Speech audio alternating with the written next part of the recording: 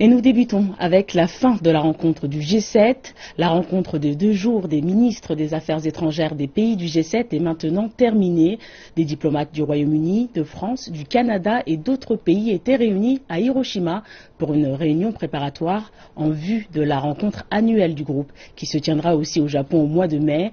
La rencontre s'est surtout concentrée sur les efforts antiterroristes, sur la crise des réfugiés et sur la question de la non-prolifération nucléaire. Et avant la rencontre, le Japon a été clair sur ses intentions en mer de Chine méridionale. Mais quel sera l'impact de cette position sur les relations sino-japonaises? La réponse dans notre reportage. Les ministres des Affaires étrangères du G7 ont conclu leur réunion de 2 jours au Japon et ont émis une déclaration commune traitant des dossiers maritimes, soulignant qu'ils s'opposent à toute provocation en mer de Chine méridionale et en mer de Chine orientale.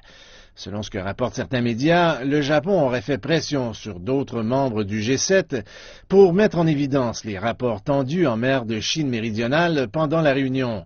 La Chine s'est offusquée des derniers gestes du Japon dans ce dossier, comme la vente d'équipements militaires aux pays qui ont des prétentions territoriales dans la région et l'envoi de navires de guerre pour observer les exercices militaires américano-philippins. Le ministre chinois des Affaires étrangères, Wang Yi, a dit que ses homologues du G7 ne devraient pas attiser les tensions en mer de Chine méridionale. J'espère que le G7 pourra jouer un rôle actif comme le G20 et se concentrer sur le développement économique. Mais si certains pays veulent inclure des questions régionales ou des questions territoriales précises lors de la réunion des pays du G7, cela n'aidera en rien à la résolution du problème. Cela risque de nuire à la stabilité dans la région, ce qui est très inapproprié. Certains observateurs disent que la position du Japon dans le dossier de la mer de Chine méridionale va probablement nuire aux relations entre la Chine et le Japon qui sont déjà chancelantes en raison des conflits des îles Diaoyu, de l'histoire en temps de guerre et de la nouvelle loi sur la sécurité récemment adoptée par le Japon qui permet à ses troupes de se battre à l'étranger. Cette année, la rencontre du G7 a accouché d'une déclaration qui traite aussi des questions en mer de Chine méridionale, ce qui a irrité la Chine.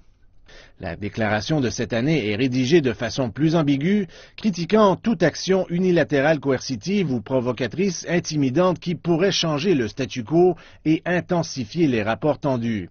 C'est en mai que se tiendra le sommet annuel des leaders du G7. Les observateurs s'attendent à ce que le Japon soulève de nouveau des questions liées à la mer de Chine méridionale.